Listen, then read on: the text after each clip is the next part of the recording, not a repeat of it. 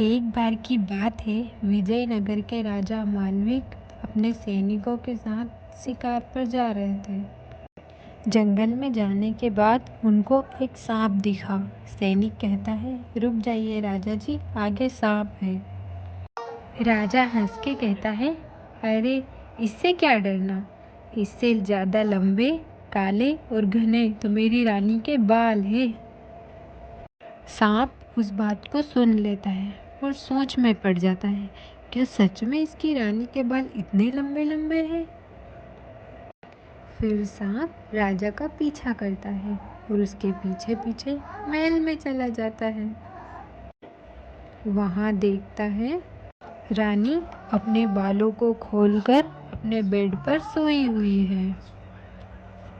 सांप रानी के बालों से खुद को मापता है और देखता है वो तो सच में रानी के बालों से छोटा है। सांप जैसे ही माप कर नीचे उतरने लगता है, रानी उसे देख लेती है। रानी कहती है, तुम्हारी हिम्मत को देखकर मैं बहुत खुश हूँ, मैं तुमसे शादी करना चाहती हूँ। सांप कहता है, अगर राजा को पता चला तो वो मुझे मार देंगे। रानी कहती है, तुम उसकी चिंता मत करो, हम राजा को मार डालेंगे। दोनों राजा को मारने की योजना बनाते हैं। रानी कहती है, मैं पेट दर्द का बहाना करूँगी, तुम जाके चंदन के वृक्ष पर छिप जाना। जैसे ही राजा वहाँ पर आएगा तुम उनको काट लेना। राजा मर जाएगा और हम दोनों हमेशा के लिए साथ में रहेंगे। फिर सांप वहाँ से चला जाता है। जैसे ही राजा वहाँ आता है, वह पेट दर्द का बहाना करती है। राजा बहुत सारे वैद्य को बुलाता है, रानी की दवाई करवाता है, लेकिन फिर भी रानी ठीक नहीं होती है। राजा कहता है, रानी जी आप ही बताइए, अब मैं क्या करूं? ऐसा कौन सा उपाय है जिससे आप ठीक हो जाओगी? रानी कहती है, जंगल में एक चंदन का वृक्ष है, आप वहाँ से मुझे 5 पत्ते तोड़ कर ला दो, मैं उनको खा लूँगी तो मैं ठीक हो जाऊँगी।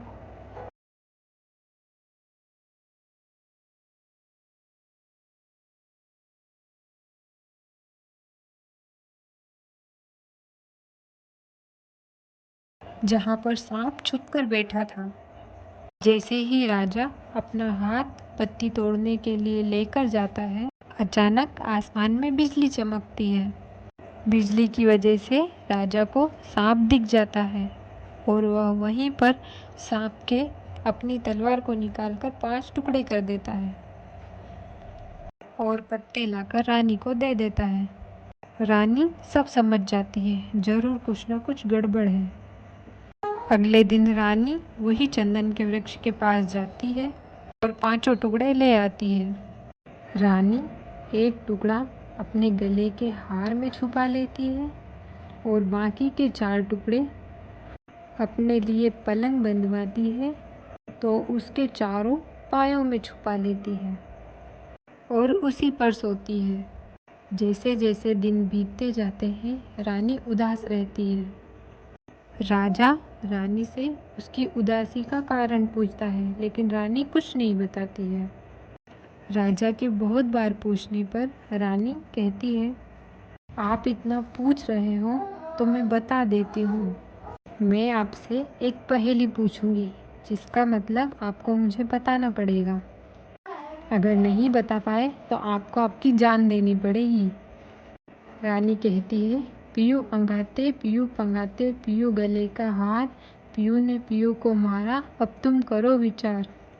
राजा सोच में पड़ जाता है और वह उत्तर बता नहीं पाता। रानी कहती है, 2 दिन का समय है आपके पास, अगर नहीं बता पाए तो आपको आपकी जान देनी पड़ेगी। राजा परेशान होकर अपनी बहन के यहाँ जाता है और उसे सारी सच्चाई बताता है। बहन भी कुछ समझ नहीं पाते, ऐसा क्या हुआ जो रानी ने एक पहेली का जवाब ना देने पर राजा को मौत की सज़ा सुना दी। बहन कहती है, आप फिक्र ना करो भैया, चलो मैं आपके साथ चलती हूँ, मैं समझाऊंगी भाभी को। दोनों वहाँ से निकल जाते हैं। जाते जाते रास्ते में रात हो जाती है। दोनों भाई बहन एक वृक्ष के नीचे सो जाते हैं। वहाँ पर दो पक्षी आते थे, चकवा और चकवी। वह पक्षी रात भर जागते थे। जागने के लिए चकवी बोलती है, कह चकवा बात तो खुटे बेरिन रात। चकवा बोलता है, घर बीती सुनाऊं या पर बीती। चकवी बोलती है, घर बीती तो रोज सुनते हैं, आज तो पर बीती सुनाओ, शायद किसी मुसाफिर की जान बच जाए। फिर चकवा कहता है, तो सुनो। विजयनगर के राजा मानविक एक दिन जंगल में जा रहे थे। वहाँ पर उन्हें एक सांप दिखा। राजा ने कहा, इस सांप से लंबे तो मेरी रानी के बाल हैं। ऐसा करके चकवा सारी कहानी बताता है। यह सारी बात राजा की बहन सुन लेती है और उसे सच्चाई पता चल जाती है। महल में जाने के बाद राजा की बहन रानी को बहुत समझाती है कि ऐसा नहीं करना चाहिए। फिर भी रानी सुनने को तैयार ही नहीं होती। वह राजा की बहन से बोलती है, अगर मेरी पहेली का जवाब तुम दे पाओ तो तुम बता दो, मैं तुम्हारे भाई को नहीं मारूंगी। राजा की बहन राजा की तलवार से रानी के बेड के चारों पैर काट देती है और रानी के गले का हार भी तोड़ देती है। उसमें से 5 टुकड़े निकाल कर बता देती है और शुरू से आखिर तक जो कुछ भी हुआ सारी बातें राजा को बता देती है। जब राजा को सच्चाई पता चलती है तो वह रानी को हमेशा हमेशा के लिए कारागार में बंद कर देते हैं। इस कहानी से सीखने को मिलता है कि सच्चाई की हमेशा जीत होती है। चाहे कोई कितना भी छुपाने की कोशिश करे, सच्चाई कभी नहीं छुपती।